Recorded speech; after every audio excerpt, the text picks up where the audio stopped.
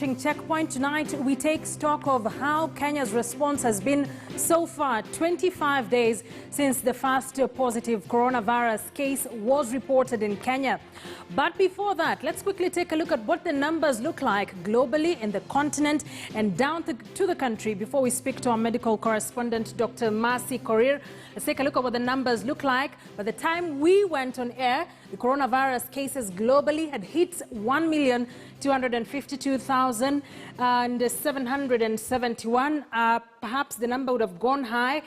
But as per the minute, 68,142 deaths so far on the global front in all the 208 countries where cases have been reported already. We have slightly more than 250,000 recoveries, and currently 927,513 active cases globally. So what does it look like in the African continent? What are the numbers like and what do they mean? We'll be asking Dr. Masi some of these questions. Coronavirus cases in the African continent now at 8,736. Remember, this is by the time we were going on air, with just one death shy of 399, and we're talking about 747 recoveries so far in the African continent. Remember, we are continuing to see an increase in reported cases. South Sudan has reported its first case, was among the countries that didn't have any single case in the continent. The numbers keep going high in South Africa at about 1,500 currently in the African continent. But here in Kenya, the CAS today reported 16 more cases, bringing it to 142 cases in total, 4 recoveries, 4 deaths, meaning 134 active cases so far. So these are the tests that have been conducted so far. Another question we'll be posing to Dr. Korir shortly. 3,836 tests is what has been done in this country since the first case was reported on March 13th this year. Slightly more than 3 weeks, being 25 days. So we're taking a look at what does this mean. 3,836 cases.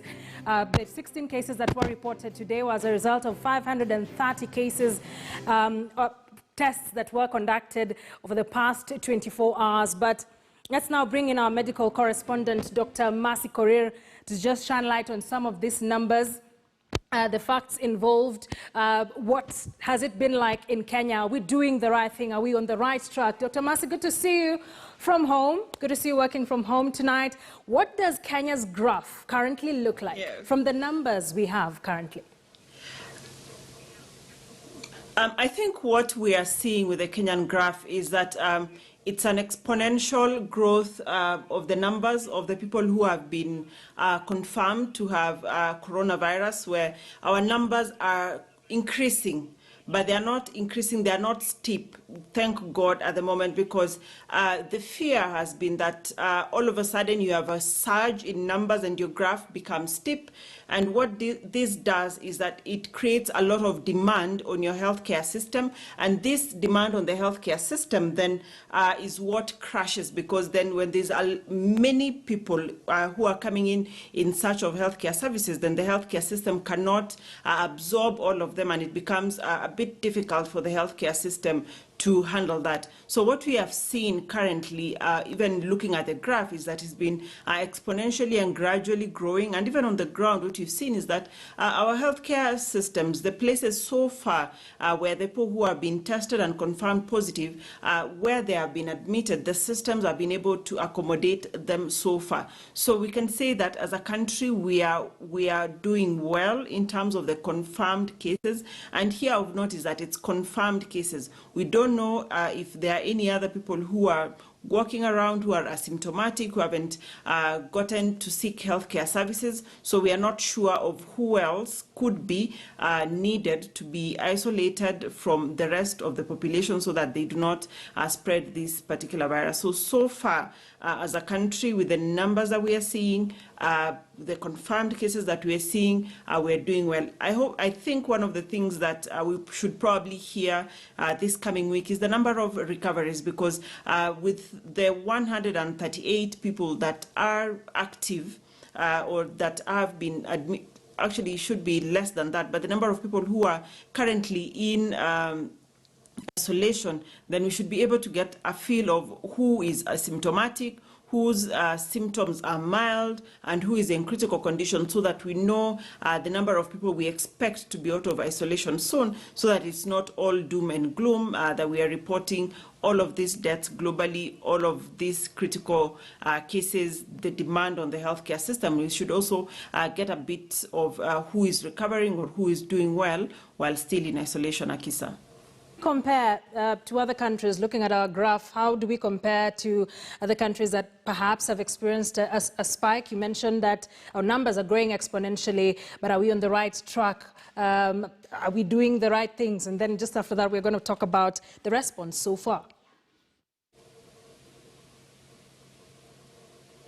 I think if we compare what we're seeing in Kenya, let's say, and compare with countries like Italy, some other countries in Europe like Germany, Spain, if we compare with the US, we are doing well as a country because in terms of the cases that we've been able to identify, we are doing well. My worry would be if we are missing anyone, because now that means in another 1 or 2 weeks, then we'll probably see an increase in the number of cases. But if we are doing well so far, then we're doing well. And how has our response been so far? Slightly more than 3 weeks since the first case was reported in the country, a raft of measures have been taken by the government, from, grounding flights to mandatory quarantine to a curfew. We're now seeing people practicing social distancing. How impactful have some of these measures that have been put in place been so far? I think the measure that we have seen being put in place by the government so far have yielded something. One, with the mandatory quarantine, we've seen that we've been able to test more people. By the end of this week, we should have been able to have tested everyone who's been in mandatory quarantine. That's the 2,050 people. So that means we have been able to identify anyone who would have imported any case. We have been able to know who their contacts are. So at least in having an idea of who came into the country among the travelers who've been in mandatory quarantine, in getting to know the status, then I think in that particular measure, we have been able to achieve something. The measure of washing hands, using hand sanitizers, at least we're saying that is something that many Kenyans are incorporating into their daily, day-to-day lives in offices, at public places, in markets, in supermarkets. We're seeing that people are incorporating some of these hand hygiene measures that have been shown over time to be very impactful because your hands carry a lot of germs. So we've been able to see that at least that is working. For the curfew, we've been at least the number of people who would otherwise congregate in Kenya's lifetime, as the story that had earlier gone on by Timothy Otieno has reduced. So the number of people who would otherwise be engaging in other activities where physical distancing is not possible has also reduced. So in terms of having these measures working, yes, they are working. What we need to see now from the Ministry of Health is to provide us with data in terms of are they impactful, and if they're impactful, it's up to what extent, yes. Because they're the ones with the machinery, and they're the ones who are able to actually see and determine, if at all, in terms of numbers, it's translating to something. And I've seen in the UK, the researchers, they are saying on a normal day, somebody would interact with about 3 people. But now with the physical distancing measures, the restrictions on movement, then you find that somebody interacts on average with 1 person. So in terms of transmission of person to person, then we expect that since we have borrowed these measures, or we've incorporated these measures in the country, then the number of people that people would interact with and possibly transmit the virus to has reduced significantly, and therefore that would mean that we are in control of the situation so far. Akisa. The figure that I mentioned earlier, 3,836 people have so far been tested in the country. 3 weeks, since we reported the first case. There seems to be concern that perhaps if we tested more people, we'd be able to discover more cases and arrest the situation. Talk to us about testing. What are our capabilities? Are we doing enough so far? I think we can do better, knowing that the technology needed to do the testing so far, that is the PCR, which identifies the DNA of this particular virus, then in terms of our capacity, yes, we have the capacity because we can increase to more centers in the country, not just the Kemri laboratories, which have the capacity to do this testing, not just the National Public Health, the National Influenza Center, the Public Health Laboratory, but even some of the private entities that we see in the country have the capability to do this PCR. So if they were given the diagnostic kits and given that capability, then we would be able to test more people so that we are able to get as many people as possible early enough before the disease spreads and becomes now out of control, which is now what we see crashes health systems. And we know that our health system is weak and may not cope with the kind of demand that coronavirus in its critical stages has on many people across the globe. From the beginning, Dr. Korir, the government, everyone was rushing to try and buy masks. And, experts in the government said, you know what, masks are just for, health workers and those who are sick. But 3 weeks down the line, we are seeing a change of tune. We are now all being asked, actually directed to wear masks when going to open-air markets, to supermarkets, while using public transport. What has changed? Why do we now need to all wear protective masks? And while at it, what is the right way to do it? Which are the right ones to use? Okay. I think what the government has done is just to be cautious.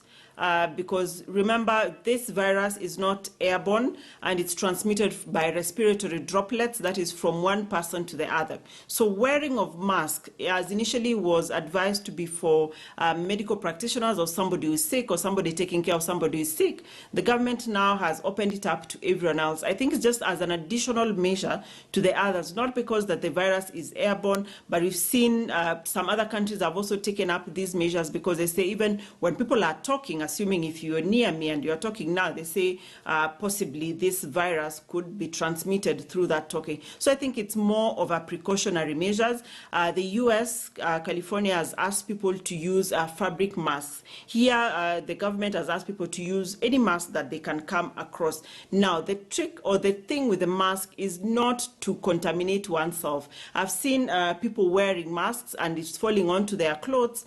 Some are touching the outside of the mask. So once you wear a mask and you've used it, then it's very key that you don't actually contaminate yourself by touching on the mask or having it fall down. Let me give an example of this is your regular surgical mask.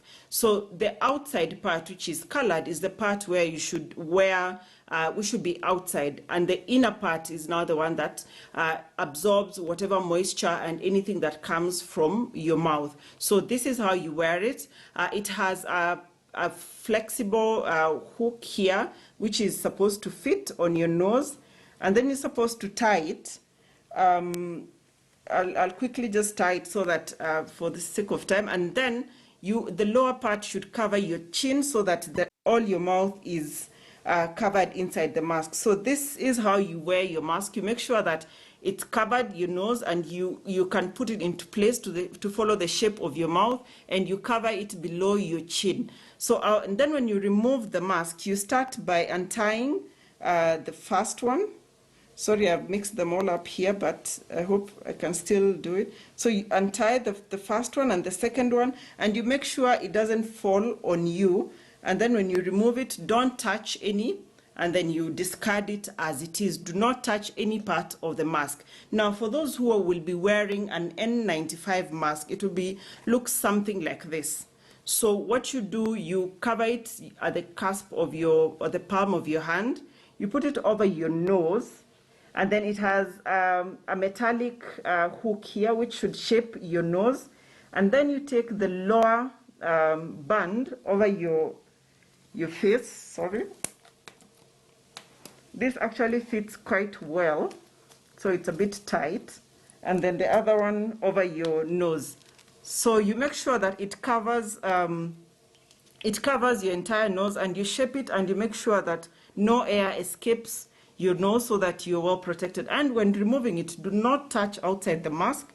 You start by removing the lower band, then you remove the upper band, and then you discard it without touching the mask. That way you avoid any contamination with the mask, because you do not want to touch with your hands. And anytime before you put on a mask, you wash your hands or use hand sanitizer. And when you remove your mask, you wash your hands with soap and water, and you use sanitizer if you do not have access to clean water and soap, or to running water and soap. So the trick with a mask is, yes, wear it, but don't let it fall onto your chest. Don't put it over your forehead, and you discard it at the end of the day. For those who will be using fabric masks, then it would be good to disinfect it at the end of the day upon use. All right, a quick question that I'm already seeing online from a number of people, and from my text messages as well. How often should you use a mask? What about those who can't afford to buy a disposable mask every day? And those fabric ones, what do they need to have? Briefly, we don't have too much time. I think the government gave a blanket go ahead, a green light for anyone to make a mask. So what the basic of the fabric mask is just to protect any respiratory droplets, any saliva from being transmitted to the other person. So at the end of the day, the beauty of the fabric mask is that you can wash with 1 part jig, 6 part water, so that can disinfect or decontaminate that mask for use, and you hang it and dry it in somewhere where it's well aerated and up in the open sunlight, so that it is clean. So those who cannot afford a disposable mask, they have the option of getting the fabric masks. Thank you very much for that. Our medical correspondent, Dr. Mercy Korir, joining us from the comfort of her house as she just tries and explains how you should wear this mask. It has become almost mandatory for you to move around with it when using public transport. You know, when you're going to open air markets, to the supermarkets, you would need to use this. And she's quite elaborately explained how is the best way of doing it. We are seeing people touch it, getting it back to your face, onto your chin, contaminating it. Quite counterproductive, if you ask me, but I'm glad Dr. Mercy has been able to explain that to us. You're watching Checkpoint. Let's take a quick break. We still have a lot more lined up for you. Stay with us.